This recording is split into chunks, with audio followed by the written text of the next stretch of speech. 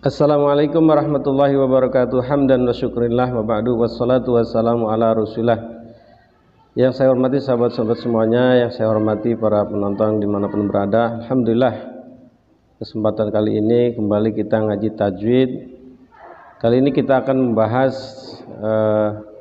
takbir. Takbir, kapan kita mulai takbir, terus kapan akhir takbir, dan bagaimana lafaz takbir itu sendiri. Sebelum kita akan menjelaskan tajwid, silahkan yang belum subscribe terlebih dahulu, like dan komen. Baik, sekarang kita akan mulai belajar tajwid tentang takbir.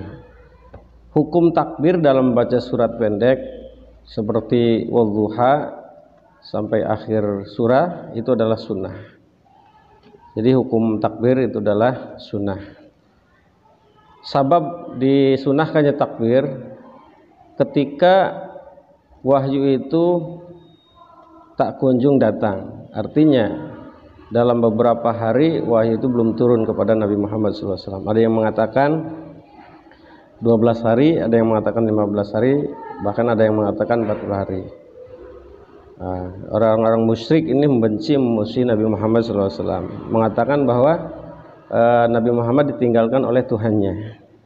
Artinya Nabi Muhammad dibenci oleh Tuhannya, padahal tidak, ya.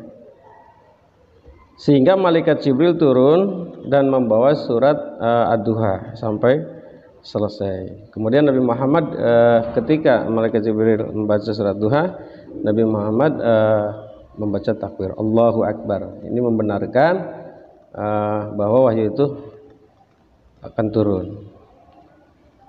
Apa lafaz takbir ini? Yaitu Allahu Akbar. Nah, ini dibaca sebelum bismillah.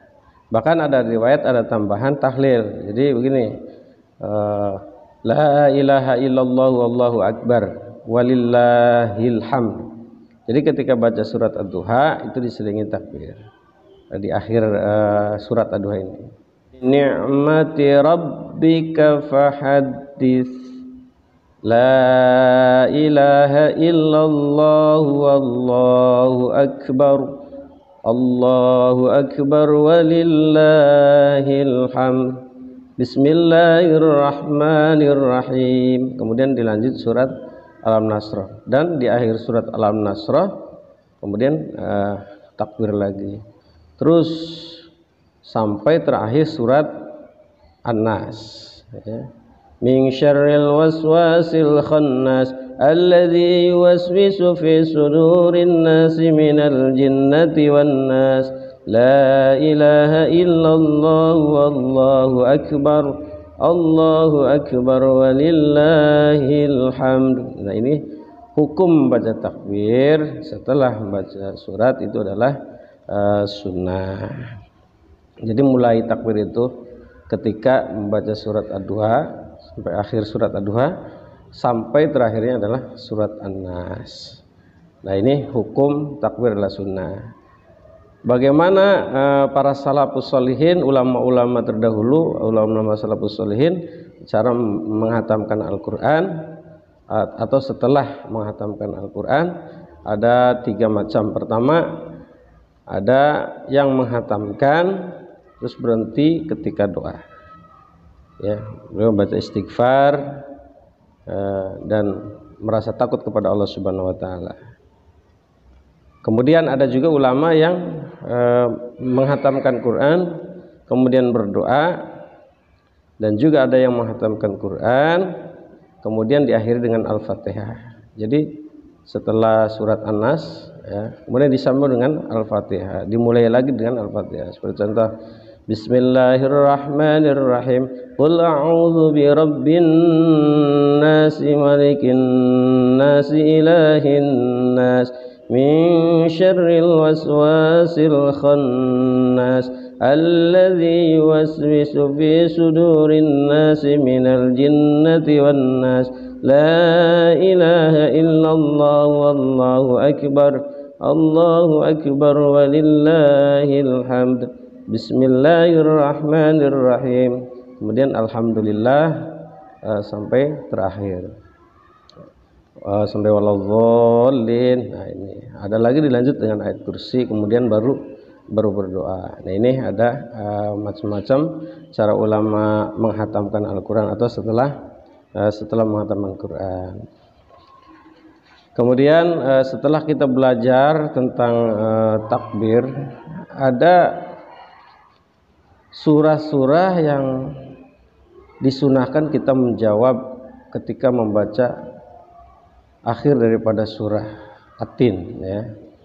Seperti contoh Bismillahirrahmanirrahim, wattini wazzaituni wa turi sinina wa hadzal baladil amin, laqad khalaqnal insana fi ahsani taqwim, thumma radadnahu asfala safilina illa alladzina amanu wa 'amilus solihati falahum ajrun ghairu mamnun, fama yukadzibuka ba'du biddin, alaysallahu biahkamil hakimin.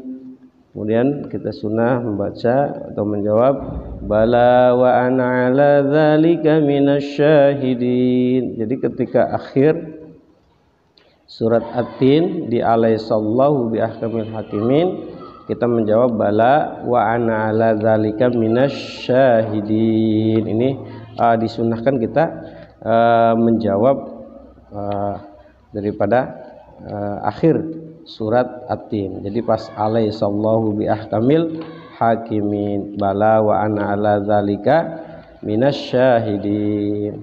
Sesuai hadis dari Abi Hurairah radhiyallahu anhu anin Nabi Muhammad sallallahu alaihi wasallam annahu qala man qara'a At-Tin waz zaitun, barang siapa yang membaca surat At-Tin dan Az-Zaitun, kemudian faqala alaysallahu bi ahkamil hakimin, falyakul bala wa ana ala dzalika minasyahidin. Kalau diartikan, apakah Allah itu juru hakim yang sebaik-baik hakim, atau apakah Allah maha bijaksana? Maka sunnah jawab iya, Allah, saya menyaksikan bahwa Allah juru hakim yang bijaksana atau maha bijaksana. Jadi ini sunnah menjawab akhir surat At-Tin. Jamaah rahimakumullah, kemudian kita akan membahas tentang fadilah daripada Al-Quran. Di dalam kitab Itqan dijelaskan bahwa keutamaan Al-Quran ini sangat banyak sekali. Di hadis Ibnu Mas'ud, alaikum bisyifa'aini al-asal wal Quran. Jadi kalian berobat dengan dua, ya, pertama madu, kedua Al-Quran. Jadi madu itu sangat banyak manfaatnya untuk kesehatan tubuh, ya. Kemudian Al-Quran, Al-Quran juga sebagai penyembuh baik zahir batin, ya, penyakit medis ataupun non medis.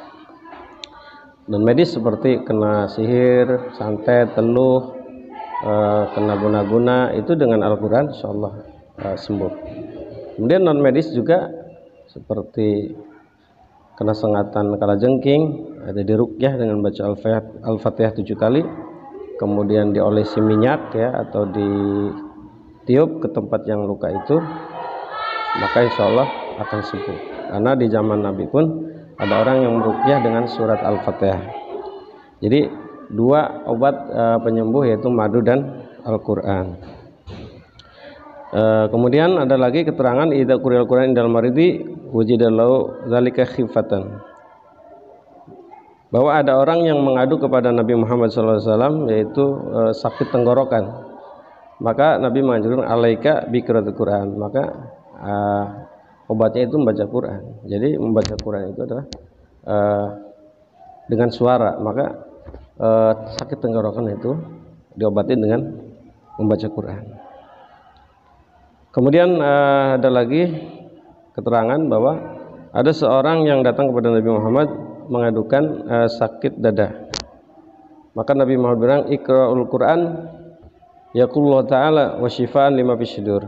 bacalah Al-Quran, maka Al-Quran itu sebagai obat untuk menyembuhkan penyakit, masuk penyakit yang ada di dada, penyakit dada sesek. Karena Al-Quran itu sebagai syifaan min kulli da', yaitu segala obat dari penyakit. Nah, Al-Fatihah syifaan min kulli da', obat dari segala penyakit. Kemudian Al-Fatihah syifaan min kulli syai'. Al-Fatihah itu adalah obat dari penyakit ilasam, kecuali kematian. Kalau kematian sudah tidak bisa dimajukan, diundurkan. Kalau waktunya datang maka tidak bisa dihentikan. Mudah-mudahan kajian kali ini ada manfaatnya. Wallahul muwaffiq ila aqwamit thoriq. Assalamualaikum warahmatullahi wabarakatuh.